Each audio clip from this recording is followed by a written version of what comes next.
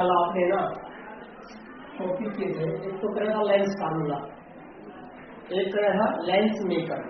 तो इसका थोड़ा क्या करना, जो लेंस फार्मूला था,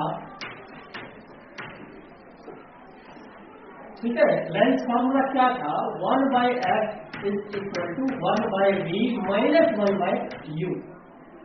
ठीक है, यदि हम बात करते हैं मिरर फार्मूले की, मिरर फार्मूला,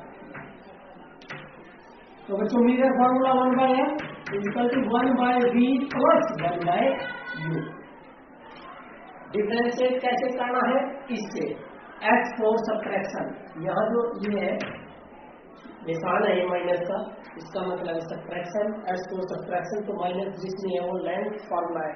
लेकिन लेंथ मेकर बड़ा किससे है, मटेरियल से बना है, कौन सा है वो, रिफ्रैक्टिंग मटेरियल, ट्रांसपेरेंट होता है। तो लेंस मेकर क्या था, लेंस मेकर जिससे बड़ा है बेटा, लेंस मेकर क्या था formula, 1/f is equal to mu minus 1, that is 1/r1 minus 1/r2। ये था क्वेश्चन आता है कि whenever a mirror immerses into water, then what happens with the focal length। सोचो कि जब एक शीशा जो है मिरर, प्लेन मिरर हम पानी में डाल दें तो उसकी फोकल लेंथ क्या होगी, चेंज होगी? नहीं होगी, क्योंकि बेटा मिरर जो है ना, मिरर जो है, मिरर की जो फोकल लेंथ है that is not depend upon the, depend नहीं करती, that's why it is not change, ये चेंज नहीं होगी, जितनी है वैक्यूम में जितनी है उतनी ही रहेगी वाटर के अंदर भी। लेकिन आज हम करेंगे कि भाई यदि लेंस को डाल दें तो उसकी फोकल लेंथ चेंज हो जाएगी, ये फोकल लेंथ हो जाएगी चेंज, कितनी होगी वो निकालते हैं, लिक्विड के अंदर निकालते हैं कि लिक्विड के अंदर क्या होगा। तो उसके लिए क्या है, देखिए फोकल लेंथ जो हमें निकालनी है बच्चों, कोई भी लेंथ लिया तो उसकी फोकल लेंथ देखनी है। वाटर में क्या है, तो इन केस ऑफ वाटर, हालांकि मटेरियल किसका है, वो ग्लास का है, लेकिन काय में चले गया, वाटर में, तो रिफ्लेक्टिंग इंडेक्स किसको देगा, ग्लास का, लेकिन with respect to water, with respect to water. तो यहां आपने क्या यूज करना है, जब किसी लेंस को very length placed inside water you can say liquid, कुछ भी लिक्विड हो जिसका रिफ्लेक्टिंग इंडेक्स आपको ये दिया हो mu L, reflecting index L for liquid. ये है आपका वैक्यूम में, क्योंकि बाहर कोई लेंस है, बाहर रखा है तो वैक्यूम में है, उसकी फोकल लेंथ आपको दी होगी 20 सेंटीमीटर है, पानी में 10 क्या हो जाएगी।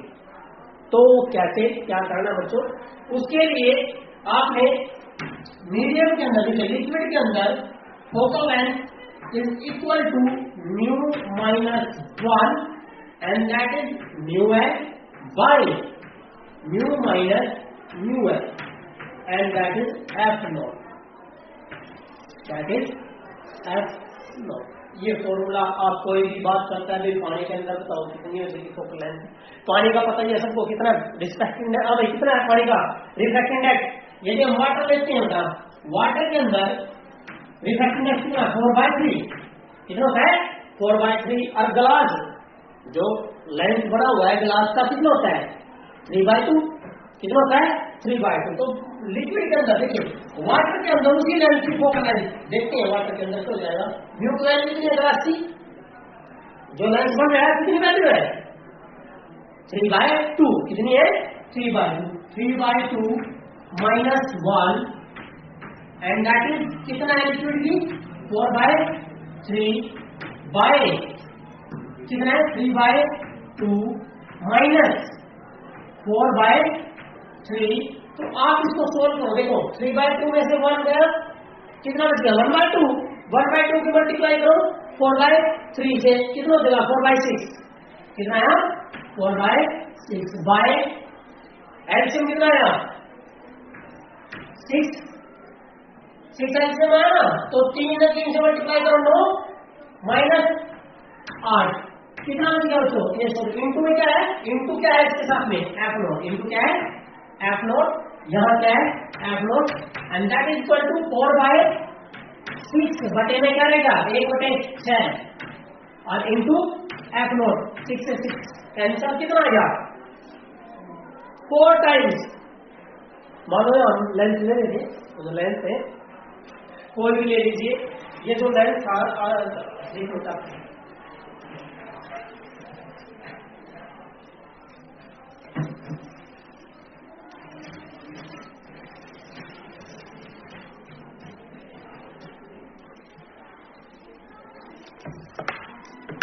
ये लेंथ है, इसके ऊपर क्या लिख रहा है, ये लिख रहा है 15 सेंटीमीटर, कौन सा है कन्वेक्स, ठीक है। इसको हमने किस में रख दिया वाटर के अंदर, तो फोकल लेंथ कितनी होगी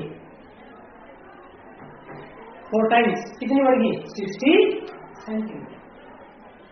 इस लेंथ की फोकल लेंथ कितनी हो जाएगी 60 सेंटीमीटर, किसमें वाटर के अंदर।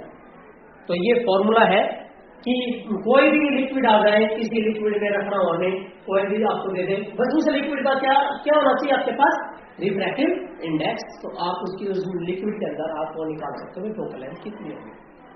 यही टॉपिक है। यदि आप एक लेंस को एक लिक्विड के अंदर रख दिया है, जिस लिक्विड का refractive index similar to the lens, वो आपसे बताना भी ये सेम है 0 क्या बन गया 0 1/0 इंफिनिटी। फोकल लेंथ का मतलब क्या होता है कहीं पर फोकस कर देना, दिखाई देगा कुछ नहीं, फोकल लेंथ नहीं है, इट मीन डिसअपियर। यदि बच्चों मैं एक लेंस लेता हूं, ये इसका रिफ्रैक्टिव इंडेक्स 3/2, मैं पानी में डाल दूं और पानी का रिफ्रैक्टिव इंडेक्स कितना करते हैं 3/2 हो, तो ये लेंस दिखाई नहीं देगा, डिसअपियर हो जाएगा। क्या हो जाएगा डिसअपियर। क्यों? क्योंकि दोनों का रिफ्रैक्टिव इंडेक्स होगा सेम, क्या हो जाएगा सेम हो जाएगा। इसके लिए क्या है, आपने ये वाला जो फार्मूला है देखो कि किसी लिक्विड के अंदर focal length is equal to, ये आया कहां से, यहां से आया बच्चों, दैट इज एफ नॉट। ये यदि लिक्विड के अंदर करोगे क्या आएगा, in case of liquid focal length क्या बन जाएगी, लिक्विड के अंदर फोकल लेंथ क्या बन जाएगी बेटा, देखना ये वाला फार्मूला रिप्लेस हो जाएगा, that is F N and that is क्या है, ये ग्लास का है, लेकिन ये किसका था, देखिए ये रहा ए जी, ग्लास का विद रिस्पेक्ट टू एयर, यहां किसको होगा ग्लास का, लेकिन विद रिस्पेक्ट टू वाटर। तो क्या क्या लिखोगे आप, दैट इज क्या है बच्चों, क्या लिखोगे बताना, क्या लिखोगे,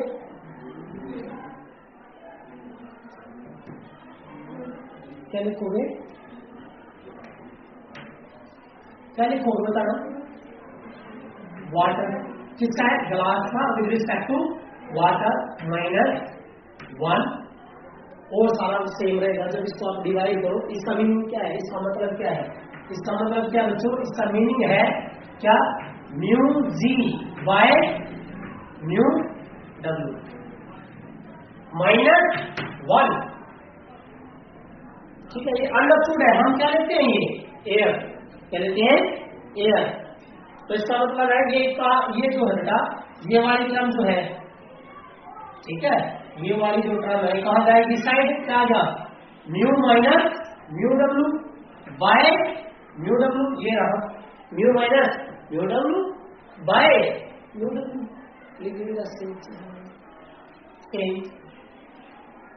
तो ये जो है कोई भी क्वेश्चन आ जाए कि भाई कोई लिक्विड के अंदर कोई लेंस जो है, या मैं बोलता हूँ भाई आपने एक मिरर डाल दिया जिसकी फोकल लेंथ 20 सेंटीमीटर है, और फोकल लेंथ कितनी चेंज होगी, कुछ नहीं चेंज होगा मिरर का, क्योंकि मिरर जो है, मिरर के केस में फोकल लेंथ चेंज नहीं होती, किसके साथ चेंज होने से, रिफ्रैक्टिव इंडेक्स चेंज होने से।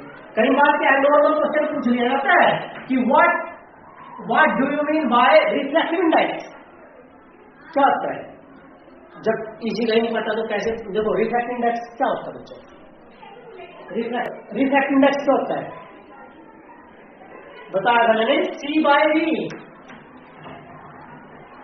क्या ये रिफ्रैक्टिव इंडेक्स क्या होता है? C/V means ratio of the speed of light in vacuum to the speed of light in medium.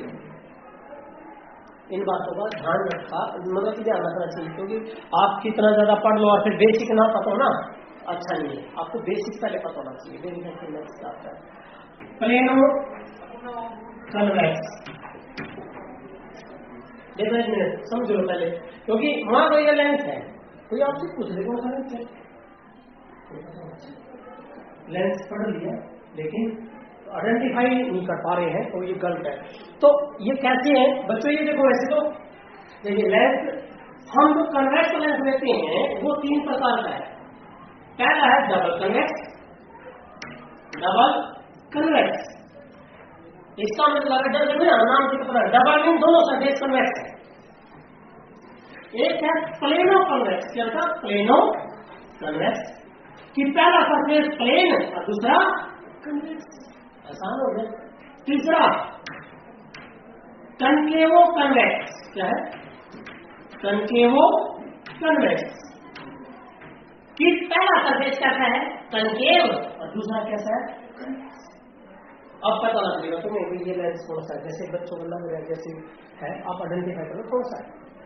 पहली बार डबल कन्वेक्स पता ही है, ये वाला लेंस डबल कन्वेक्स, ये वाला लेंस डबल कन्वेक्स हो गया। ये प्लेनो पहला प्लेन है जी, दूसरा क्या है? कन्वेक्स। कन्वेक्स तो ये होगा भाई, ये क्या बन गया? Plano convex. अब आगे सुनो, पहला क्या है? कनकेव। कनकेव तो ये होता है ये वाला, इट मीन पहला कनकेव और दूसरा कन्वेक्स।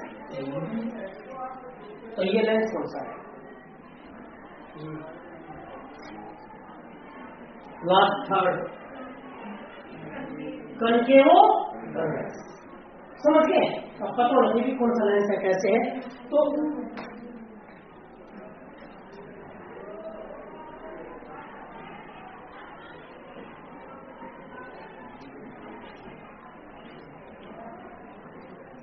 ऐसे ही यदि देखो न्यूमेरिकल है इसका, न्यूमेरिकल क्या है? वो ये कहता है कि find the focal length of A plano convex lens having radius of curvature of the surface is 15 centimetre. बच्चों एक बात याद रखना है प्लीज। मैं देखो जो कन्वेक्स लेंस था R1 प्लस R2 माइनस लेने थे, दोनों बराबर R1 प्लस R2 माइनस। लेकिन तो यदि ये क्या बन जाए प्लेन, तो प्लेन की फोकल लेंथ क्या होती है?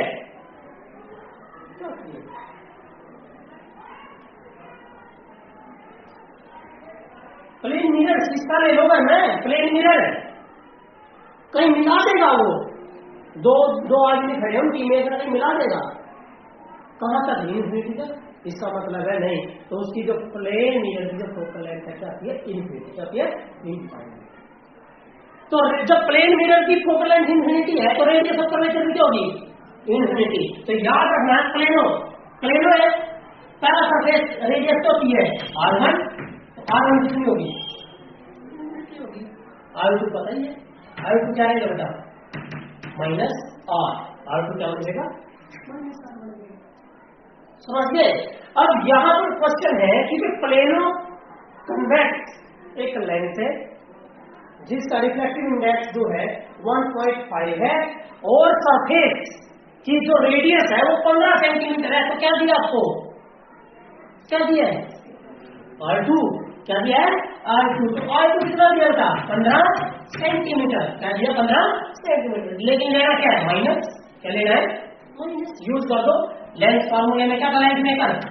1/f is equal to mu minus 1 R1 minus 1/R2।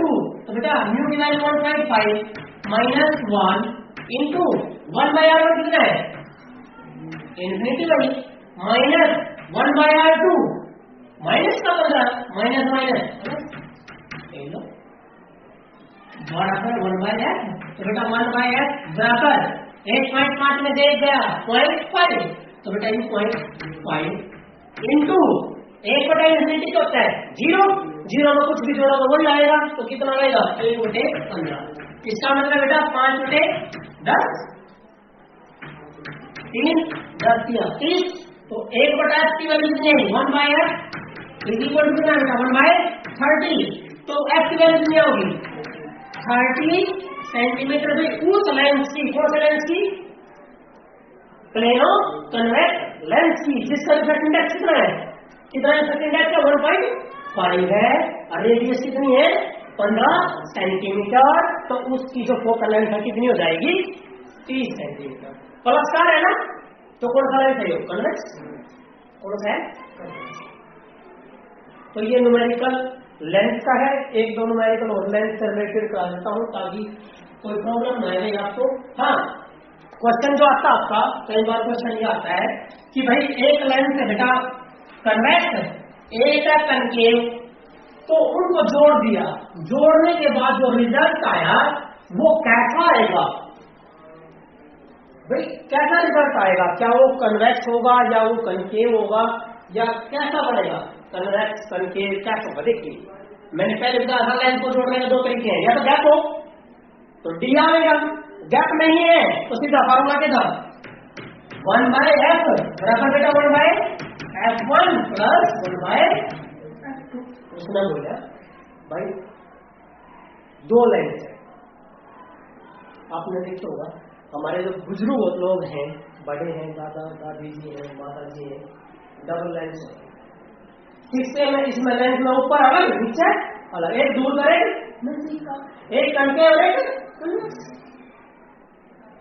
हो गया ना, तो इसका मतलब है टोटल क्या बनेगा, कॉम्बिनेशन क्या बनेगा। तो कैसे बच्चों को क्या कहते, एक लेंस लिया है कन्वेक्स लेंस, तो उसकी फोकल लेंथ है 20 सेंटीमीटर फोकल लेंथ, तो f1। दूसरा कहता है कि दूसरा लेंस लिया है कनकेव लेंस लिया है जिसकी फोकल लेंथ है 40 सेंटीमीटर, कितनी है 40 सेंटीमीटर। कौन सा लिया कनकेव, तो यूज करो बच्चों का रिजल्ट क्या बनेगा, मान लो एक मैं लगा लू कौन सा कन्वेक्स, अरे क्या लगा लिया कनकेव, तो क्या बनेगा रिजल्ट देख लेते हैं 1/f इज इक्वल टू बेटा 1/20, देखना माइनस 1/40 इज इक्वल टू कितना लिखिए आया बेटा 40, that is the 2 minus 1 means 1/40। 1/40 का मतलब है f की वैल्यू कितनी आई 40 सेंटीमीटर, मीन्स टोटल कॉम्बिनेशन किस क्या बन गया प्लस है ना, क्या बन गया कन्वेक्स, दोनों के कॉम्बिनेशन का क्या बन गया कन्वेक्स, क्या बन गया कन्वेक्स, समझ गए ना। तो ये इंपॉर्टेंट टॉपिक था ये हमारा, ये तो है विदाउट गैप, और बेटा जिसमें गैप हो जाए कुछ डिस्टेंस आ जाए, मैंने वो भी कराया था आपको, क्या था भाई यही दो लेंस है लेकिन गैप है, तो तरीका क्या था 1/f इसका टू 1/f1 प्लस 1/f2 बेटा माइनस d/f1 एंड f2, ये यूज कर सकते हैं। यदि क्या मिला आपको भाई इतना डिस्टेंस है, क्लियर है, तो ये याद रखना आपने। उसके बाद आगे जो है इसमें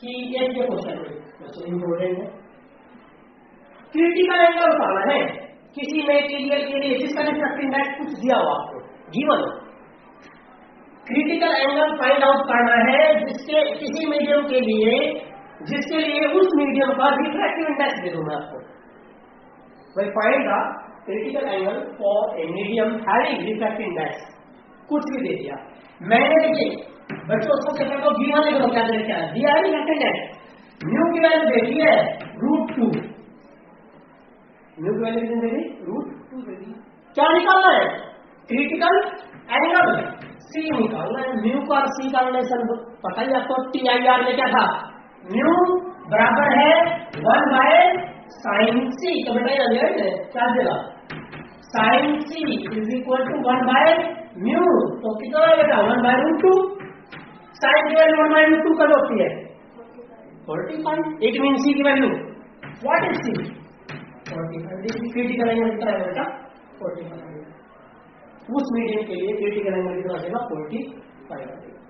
हर एक बात याद रखना है कि जो म्यू है, म्यू जो है हार्डनेस को रिप्रेजेंट करता है, क्योंकि म्यू की सबसे ज्यादा हार्ड वैल्यू डायमंड के लिए थी। डायमंड के लिए इस म्यू की जो वैल्यू दिखते हैं 2.42, सबसे ज्यादा ये है लार्जेस्ट वैल्यू डायमंड के लिए होती है। इससे कमी मिलेगी आपको जो भी वैल्यू मिलेगी।